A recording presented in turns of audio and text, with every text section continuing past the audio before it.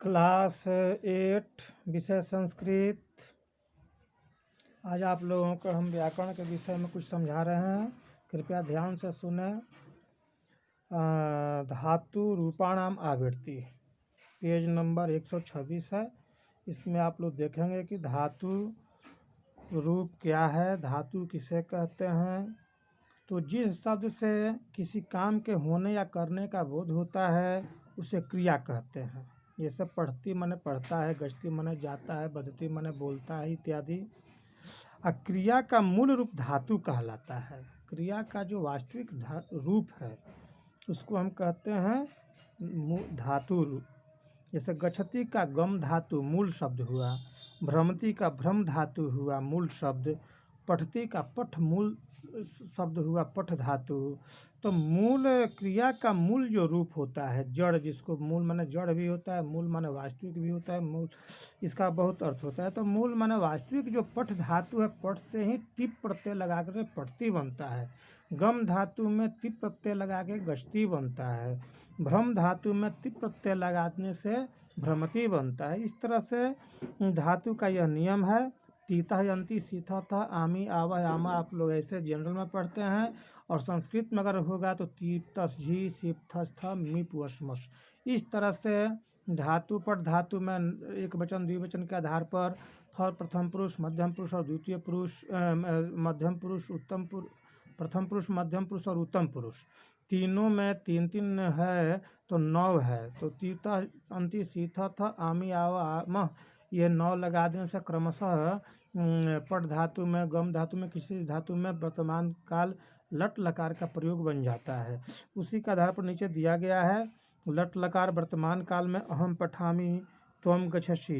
अहम पठामी माने मैं पढ़ता हूँ, त्वम गच्छसि में तुम जाते हो।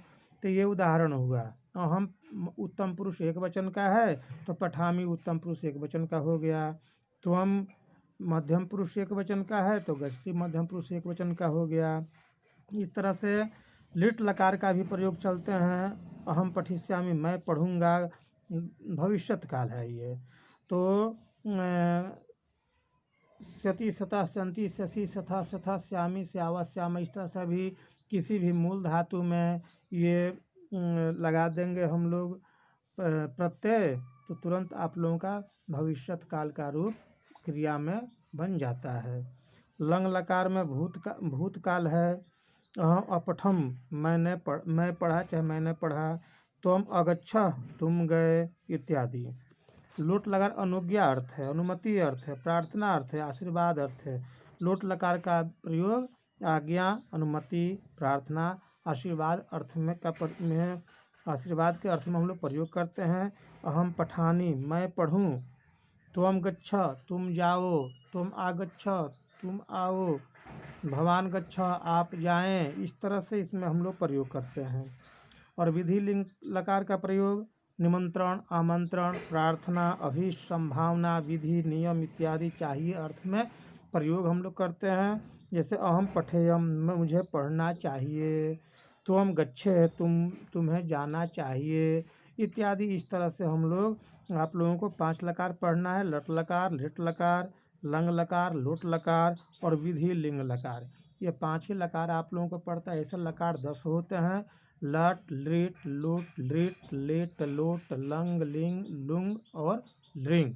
ये 10 लकार संस्कृत व्याकरण में पढ़े जाते हैं, जिसमें लेट लकार जो है वह लेट लकार केवल वेद में प्रयोग होता है, इसलिए 9 लकार बचा। और लिंग लकार में 2 भेद होता है, विधि लिंग और आशीष लिंग। तो विधि लिंग आप लोगों का पढ़ना है, और आशीष लिंग का प्रयोग हम लोग केवल आशीर्वाद अर्थ में देते हैं। इस तरह से धातु रूप के विषय में आज ने आप लोगों को हमने कुछ समझा दिया, और आप लोगों को पुनः लेसन जो बाकी है उसको हम अगले दिन से शुरू करेंगे। अगर विशेष प्रयोजन देखेंगे तो बीच में भी स्पेशल क्लास लेकर के आप लोगों को पढ़ाएंगे। धन्यवाद।